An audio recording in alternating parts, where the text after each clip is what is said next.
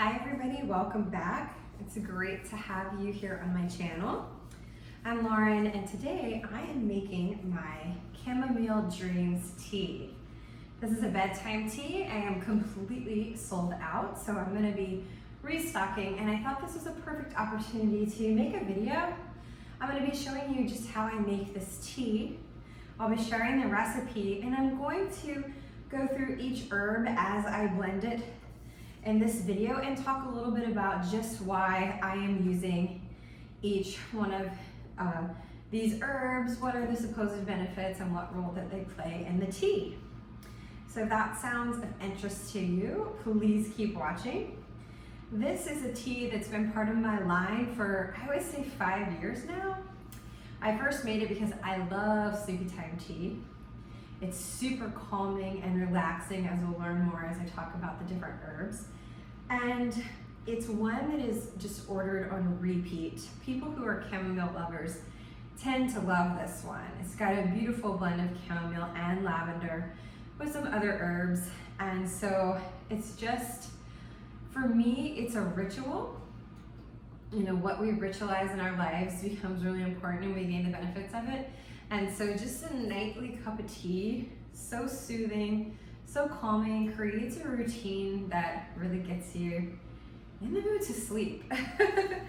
So let's get into it. You know, this tea is called Chamomile Dreams. So the star main ingredient is German chamomile, with the botanical name being Matricaria recutita.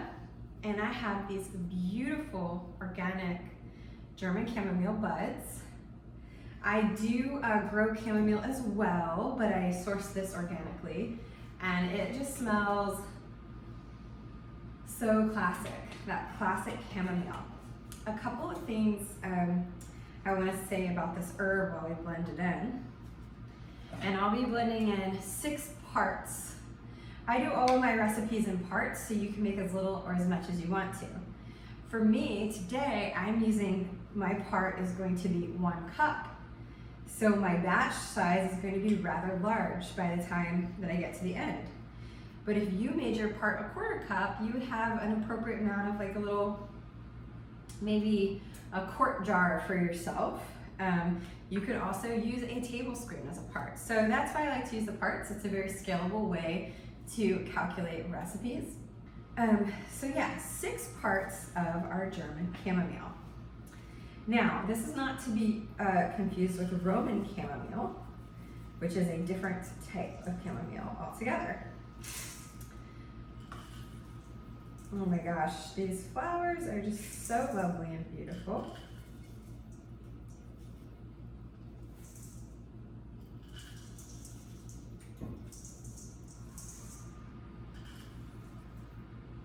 Oh, we're out of this jar, but luckily I have another one on hand.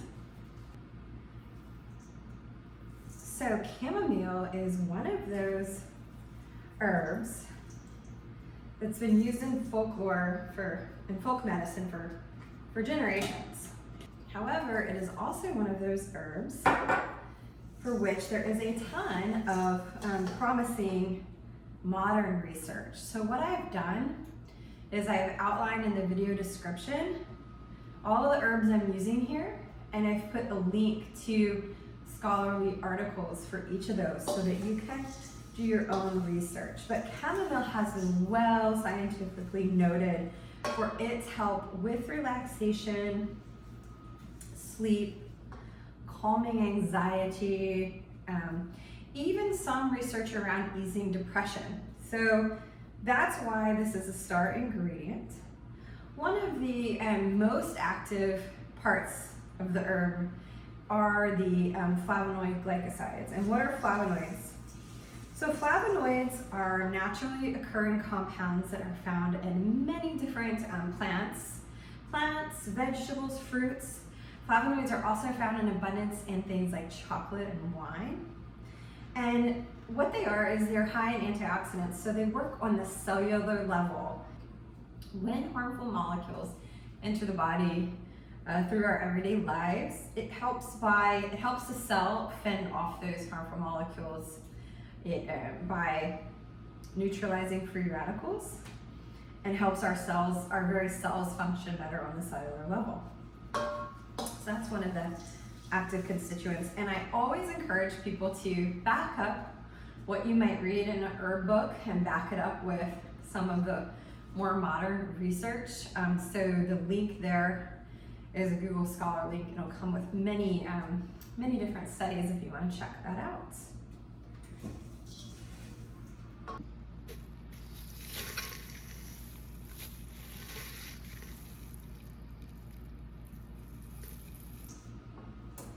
So the second most prevalent ingredient in this recipe is lavender. There's lots of different types of lavender. This is Lavandula and angustifolia. And why are we including this? Well, it's also known for helping with anxiety and is very calming and soothing. It also has many flavonoids and volatile oils that are the active constituents. Oh my gosh, I'm gonna show you guys how brightly colored, bright purple these beautiful lavender buds are. And for lavender, we're gonna go with 2 parts added to our 6 parts of chamomile.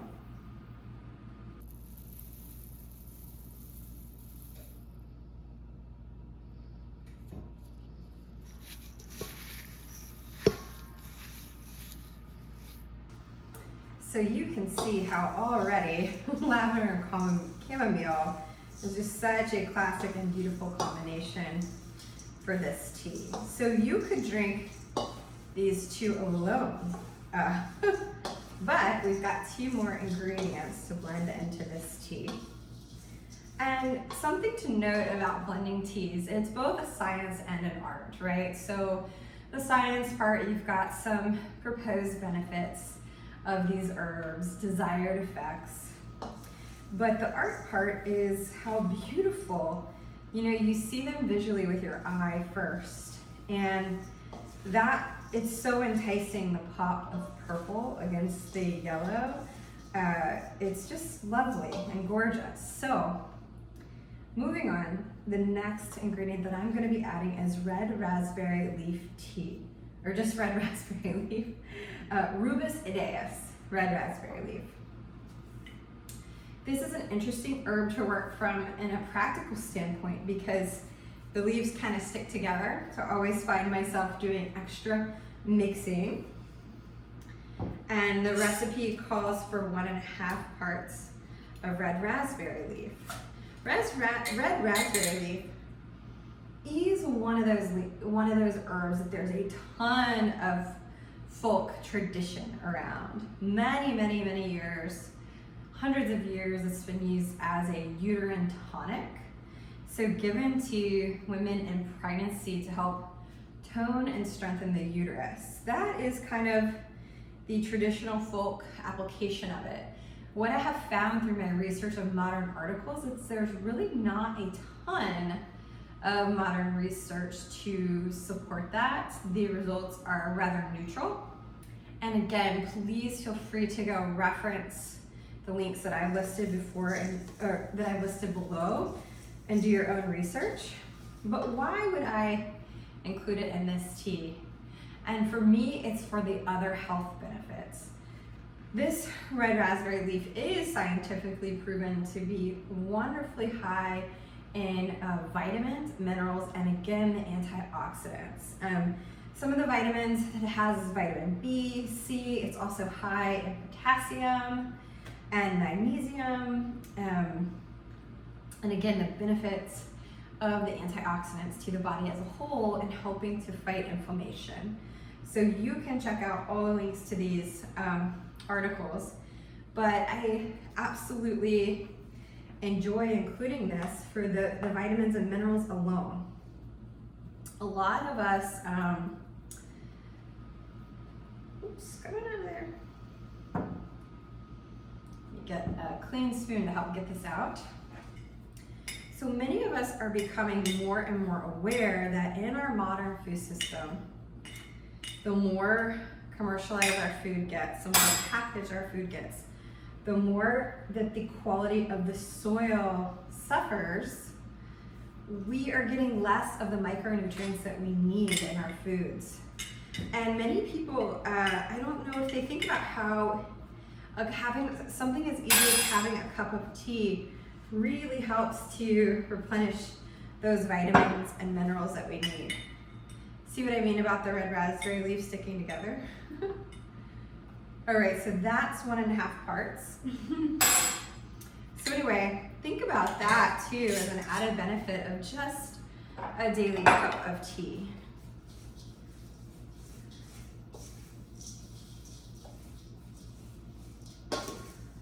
Now, red raspberry leaf is one that I do not grow, so I always get it sourced organically. If you're looking for ideas on where to source herbs for your own apothecary or tea making, I highly recommend Mountain Rose Herbs as one of the gold standard companies in organic, high quality herbs. You can also find a lot of organic herbs on Frontier Co-op. Just check because they do sell non-organic and organic. Star West Botanicals is another company that I recommend. And I have regularly ordered from all of these companies, so I don't mind recommending them. Okay, we've got this mixed in really well here. So we'll be adding our final ingredient. And the final ingredient is peppermint. Mentha, piperita. And I will tell you the main reason that I add peppermint is for flavor. Sure, it has other benefits as well. It's a carminative. That means that it helps to reduce gas pains, and it relaxes the muscles of the digestive system. So that's really good for before bed too. And of course, just like these other herbs, it's high in vitamins, minerals, and antioxidants. So it's good to add anyway, but the main reason is the taste. So I'm gonna be adding 1.5 parts of peppermint leaf. Nothing like it, guys. Smell the menthol? It's so good.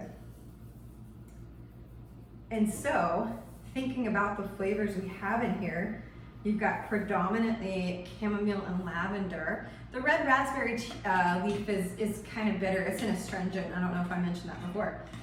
So when you add the peppermint, it just really kind of rounds out the flavors. So give that a great mix. And what you have is a tea that is both beautiful and effective for bedtime.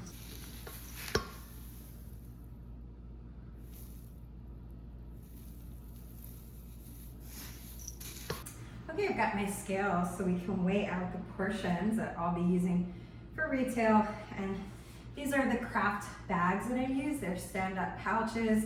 They have a poly lining and a clear window, which is so important. If you are going to be selling your products or even gifting them, you can always put them in a glass jar. I started with glass jars. Excuse me. Let me get a little sip of tea here. I did start with glass jars when selling my tea blends, but I do a lot of shipping. I ship Monday through Friday, and I just added so much cost for me to get the jars and for the customer to pay for shipping that I love these bags. They're a little bit more environmentally friendly, and I always recommend having a clear front to your bag so that people can see these beautiful whole botanicals. It's just gonna make them more excited to have a cup day after day. Okay, so I always weigh out my retail size. And I've talked about these bags in other videos. I also love them because they're resealable for customers. What I do is I close them and then I heat seal the top.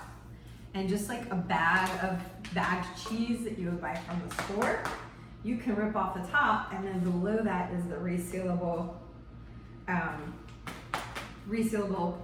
opening for your cabinet. Whoa, goodness.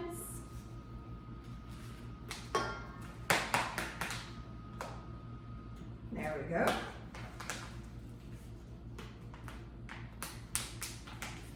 And then next we'll label it after we get these other bags filled.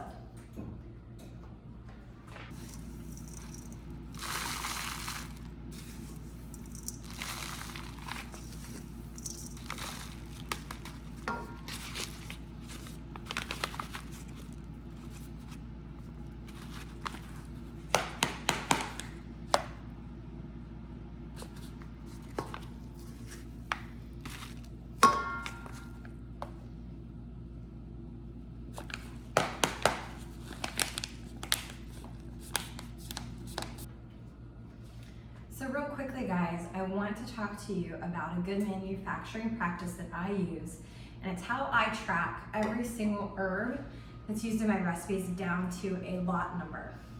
So if you take a close look at the fronts of these jars, you'll notice that I have them labeled